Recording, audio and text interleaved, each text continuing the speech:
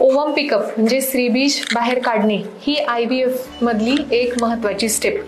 आज आपण बघणार आहोत ओवम पिकअप म्हणजे स्त्रीबीज कसे बाहेर काढतात. ओके, ओवम पिकअप साठी पेशंटला आपण IV sedation, light general anaesthesia ही भूल देतो आणि अंडर TV गायडन्स. आतून जशी सोनोग्राफी होते त्याच्या बाजूने हा बायोप्सी गाईड असतो आणि ही बारीक निडल त्याच्या आतून जाऊन आणि आपण फॉलिकल ऍस्पिरेट करतो.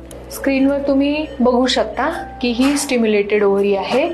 नॉर्मली उजव्या किंवा डाव्या अंडाशयात दर महिन्याला एक फॉलिकल म्हणजे बीजकोश वाढत असतो. ते फॉलिकल रप्चर होऊन त्यातून स्त्रीबीज बाहेर पडतं. IVF मध्ये आपण इंजेक्शन देऊन जितके स्त्रीबीज दिसतात तितके फॉलिकल्स वाढवतो आणि लीडिंग फॉलिकल 18 मिलीमीटर साईज झालं की मग त्याला ट्रिगर शॉट देऊन त्याला ओवम पिकअप म्हणजे ऍस्पिरेट करून त्याला बाहेर काढतो. ओके, अल्ट्रासाऊंडच्या स्क्रीनवर तुम्ही बघू शकता ही एक फाईन निडल ट्रान्सव्हॅजानल प्रोबच्या हेल्पने आपण मध्ये टाकली आहे आणि हे फॉलिकल 1 बाय 1 आपण ऍस्पिरेट करतो.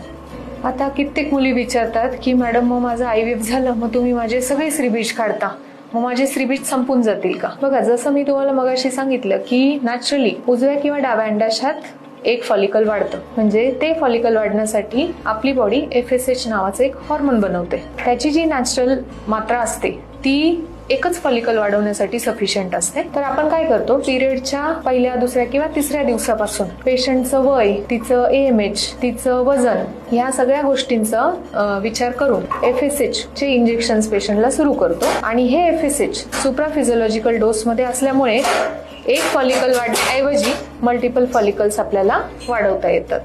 हे जे फ्लुइड आहे ऍस्पिरेटेड फ्लुइड. आता फॉलिकल म्हणजे बीजकोश आणि फॉलिकल मध्ये स्त्रीबीज असतात. म्हणजे हे जे फॉलिकल दिसते हे स्त्रीबीज नाहीत, ह्याला बीजकोश असं म्हणतात. या फॉलिकल मध्ये एक टायनी स्त्रीबीज असतं. हे जे फ्लुइड आपण ऍस्पिरेट करतो हे ट्यूब मध्ये इथे कलेक्ट होतं. हे जे फ्लुइड आहे हे सक्शन ट्यूब मधून प्री वॉर्म्ड ट्यूब मध्ये हे कलेक्ट होतं आणि मग ते लॅब मध्ये दिलं जातं स्क्रीनिंग साठी.